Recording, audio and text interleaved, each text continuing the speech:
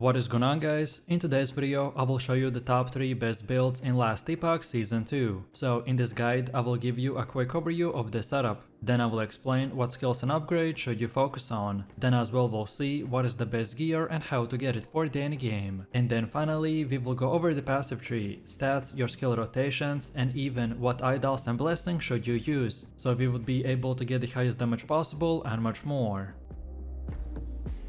This is a powerful mage that brings the freeze and melts enemies in seconds. By harnessing the chilling power of the ice and dual wielding swords, the Shatter strike will obliterate the enemy packs and shred the bosses in no time. To fuel the onslaught, we will use Mana Strike to rapidly regenerate mana and ensure that you can keep spamming the Shatter strike without slowing down. Then also we will utilize the enhanced weapon to amp up our damage potential with strong offensive buffs. Also, the teleport will give us a swift responsive movement across the battlefield. However, when things get dicey, the flame ward is your key offensive cooldown to use it against big hits. The best part about this build is that no unique items are required for it to work. Although if you want to maximize your DPS, then get geared like the Kestrel, the Bone Clamor Barbute, Siphon of the Anguish, Shatter Chains, and the Nihils. And all in all, the Spellblade build will deliver solid clear speed and devastating single target damage. While it does need some investment to become tanky, if you're chasing a high DPS melee powerhouse, then this build is absolutely worth trying. So let's start off with our skills, and we are going to be using the Shatter Strike, which is our primary damage dealing skill. We've chosen nodes like the Whiteout, which makes each one of our casts hit 3 times. That obviously will dramatically boost our output. Then second, we got the Mana Strike, which is your go-to tool for restoring mana. To maximize its efficiency, we will invest into nodes like the Arcanist Blade, the Critical Mana, Bountiful Victory, and the Mana Drain. Then next we're using the Teleport, which serves as your primary mobility skill. With nodes like the Crystalline Passage, Resonant Plasma, and the Time Dilation, each passive will not only move you swiftly but also grant you a temporarily boost to cold resistance and flat armor. Then next we got the Flame Ward, which is your core defensive ability, by offering impressive damage reduction that makes you exceptionally durable, well, at least while it's active. And then finally we're using the active enhanced weapon, which gives us a huge damage boost while it's active. It grants percentage increased melee attack speed through celerity and adds flat melee cold damage via the Frost brand. Next up we got the passive tree, and this is how it should look like in the mage category. We mainly went with nodes that gives us bunch of health and mana, more ward retention, increased cast speed, and fire and lightning resistance as well as intelligence. Then next we got our sorcerer category, and we get this one just for the node that gives us more mana and ward per second. Then next we also want to go with the rune master category, again just for this one that gives us more health and less damage taken from ignited or the chilled enemies. And then finally we're also heavily investing into the spellblade category, with all of these points allocated like this. So we want to go big on increased fire, cold and lightning damage, more intelligence and ward gained. Then also we need dexterity, increased melee attack speed, more melee cold damage and cast speed. Next we have our equipment, and for the head on the helmet we're using the Bone Clamor Barbute with armor, dexterity, reduced bonus damage taken from the crits, as well as intelligence and necrotic resistance. Then for amulet we got the Nihils with increased health, mana and movement speed, as well as critical strike multiplier. More levels to all skills, as well as mana regen and more to all resistances. Then for weapon, we're going with the dual wielding sizers of the Atropos. These swords are in both hands and gives us melee attack damage, attack speed, chance to apply slow, and chance to apply shred. This weapon provides huge damage and you can farm it from the Lost Wood Folly of the Vaven Echoes. Then for chest armor, we got the Kestrel with armor, dexterity, more levels to Shatter Strike, increased cold damage, and more to health. This item has bunch of great stats that allow us to get the haste buffs when our nodes like the Teleport and Comet Crush are fully maxed. Then for our first ring we got the Siphon of Anguish with more to all elemental resistances, more intelligence and dexterity, as well as increased movement speed and increased leech rate. Then for the belt we're using the Shatter Chains with armor, more potion slots, increased health, increased armor, and more damage. Because of the Shatter Chains and the Siphon of Anguish buff, we will boost our DPS significantly, thanks to their Doom synergy. Then for the second ring, we got the Red Rings of Altaria with increased movement speed, more to all attributes and resistances, as well as health, mana and dodge rating. Then for gloves, we got the Plated Gauntlets with armor, increased melee attack speed, more dexterity, health, and even more reduced bonus damage taken from crits. Then for boots, we got the Foot of the Mountain with armor, increased movement speed, more endurance and more to all attributes, This is for sure the best boost for defenses, as we are mainly focused on being a super strong melee mage, so getting great armor and endurance is very important. And then lastly for relic, we are using the Diotan's Bloody Nim with the ward per second, more dexterity, levels to shatter strike and increased mana regen. So overall, this is the best case scenario setup, which should be more of an example of what stats and modifiers to look for. But no matter what you have, try to build around increasing as much defenses as possible, because we are going to be in melee range, and unlike other mage builds, we will need a lot more HP. And now finally we've come to the gameplay, and I will show you two different rotations, so one for general AoV farming and the other one for single target slash against bosses. And by the way, as most of the skills are automatic, so these rotations are extremely easy. So first up we got our AoV rotation, and for this one we want to start our fights by casting the teleport to bolster our defenses. Then second, set the enhanced weapon to auto cast on cooldown for consistent damage boost. Then next, use the Shatter Strike as your main attack, and keep it swinging until the enemy drops or you're out of mana. Then when your mana runs low, then hit them with the mana strike to keep it topped up and back up. Next up, activate the flame ward permanently when you sense incoming damage. And lastly, keep your teleport buffs active by recasting it before they run out. And then second of all we got bossing, which to be honest already covered a little bit in the first rotation. But to basically summarize it, then this time we want to start fights by keeping your defensive buffs up at all the time to make a full use of them. Then spend your mana aggressively to stack the bleeds on yourself as fast as possible. Next, use the flame ward as your lifeline, so use it to block heavy incoming damage, especially during big boss attacks. And then of course when using Shatter Strike, aim carefully and position yourself smartly, so both the left and the right swings would land on the boss for double the damage output.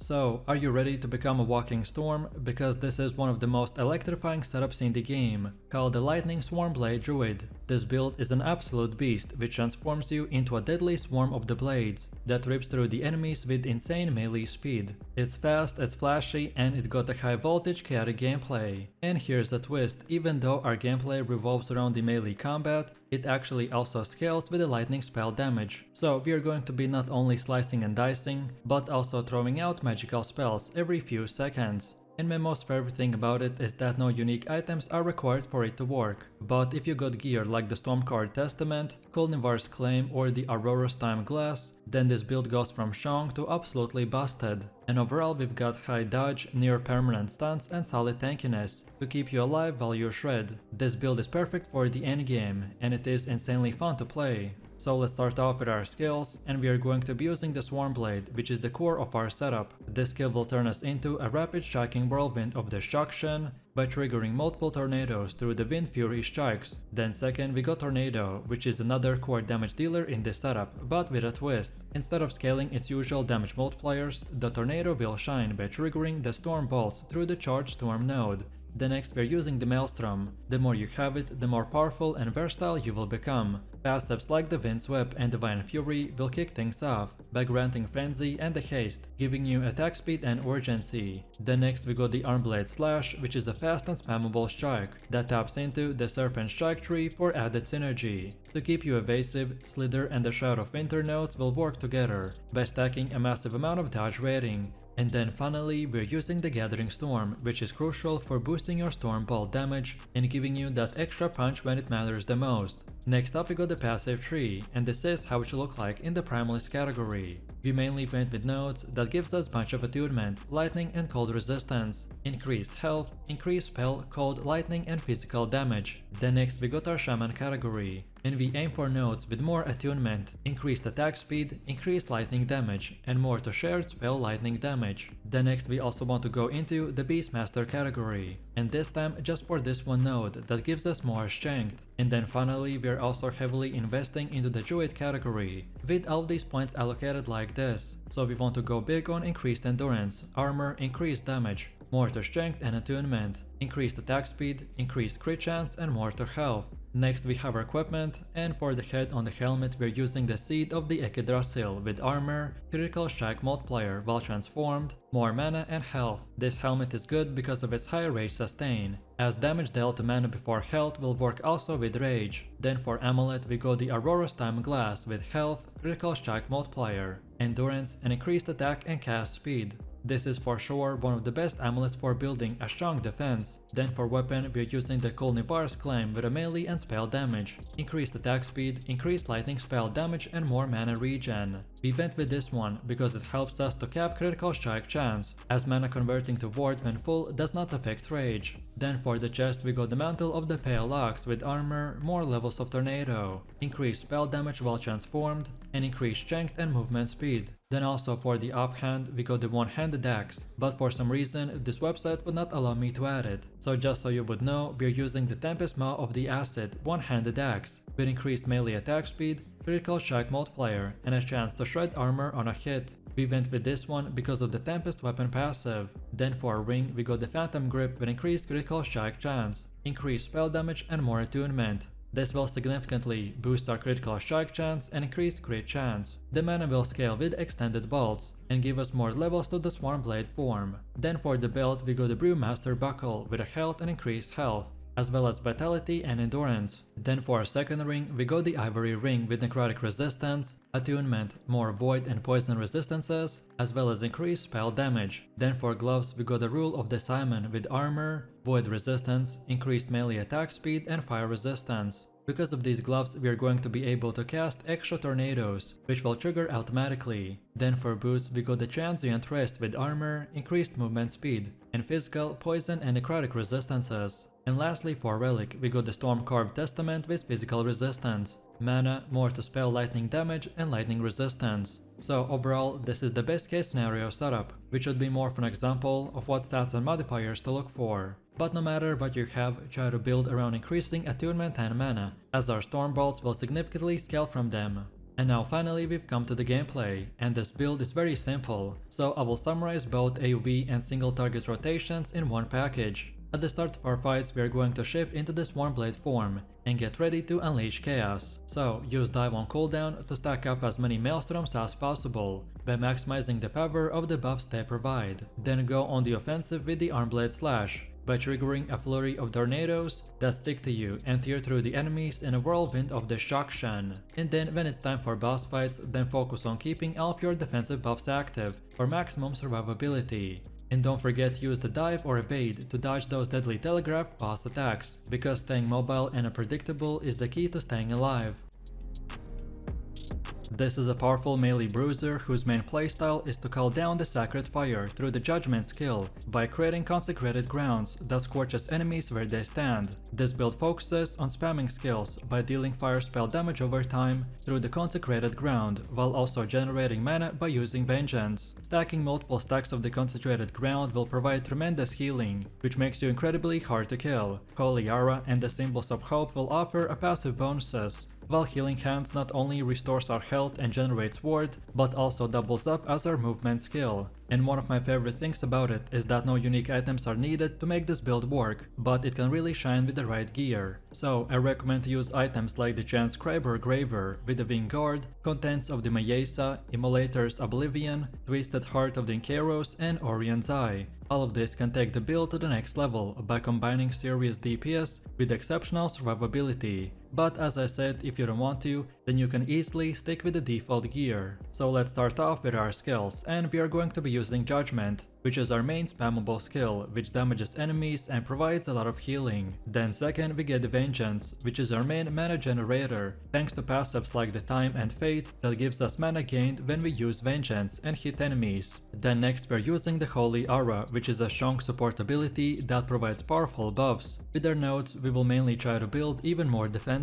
and to boost our healing effectiveness. Then next we get the Symbols of Hope that provides even more buffs, and this time it will get activated in the background. And then finally we're using the Healing Hands, which is triggered from the Vengeance and the Judgement, so we use nodes for additional healing, more ward and damage reduction. Next up we got the passive tree, and this is how it should look like in the Sentinel category. We mainly went with nodes that gives us bunch of defenses like the armor, fire and void resistance, block effectiveness, more health and attributes like strength and vitality. Then next we go into the Forge Guard category just to get this one node, which gives us a lot of strength, massive increase to attack speed, and more general damage with melee weapons. Then also we go with the Void Knight just to get this one node, that as same as in the previous one, not only gives us volatile reversal, but also more health, void and physical resistance. And then finally, we're also heavily investing into the paladin category, with all of these points allocated like this. So we want to go big on increased all types of resistances, more attunement, block effectiveness, more health, increased healing effectiveness, increased physical damage and movement speed.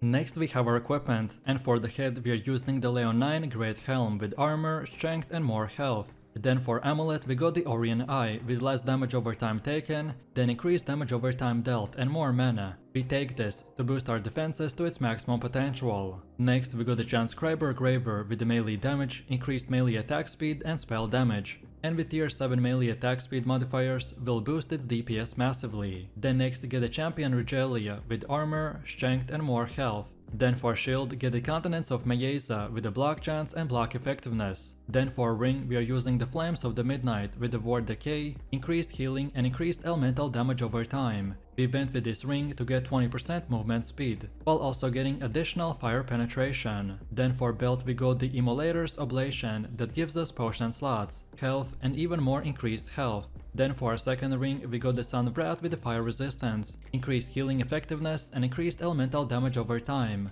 We mainly use it for increased fire damage. Next we got the Wind Guards with armor, endurance and increased melee attack speed. These ones are huge for attack speed and haste, and we want to combine them with the advent of the Erased Boots, that will give us massive damage reductions. However, if you want more speed, then you can go also with different unique boots as well. Then next for the boots we went with the advent of the Erased with armor, increased movement speed and health. And lastly for relic we got the Twisted Heart of the Uncaros with increased health, more levels of judgment and even more strength. This mainly will give us the +5 levels to judgment, which is a massive upgrade, especially when we are using it with tier 7. So overall this is the best case scenario setup, which should be more for an example of what stats and prefixes to look for. But no matter what you have, try to build around the mana gained when you use Vengeance and hit at least one enemy. And then for the rest, build on defenses and damage reduction, as we are going to be doing massive damage already. And now finally we've come to the gameplay, and I will show you two different rotations, so one for general AoV and one for single target slash against bosses. So first off we got our AoV farming, and for this one we want to start our fights by unleashing the Judgement to squirt our enemies in the Sacred Flames, while benefiting from the massive healing through the multiple stacks of the Consecrated Ground effects. Then next to sustain your mana keep on activating the Vengeance Strikes. Then for mobility rely on Healing Hands or a non-specialized Shield Rush to move around the battlefield super fast.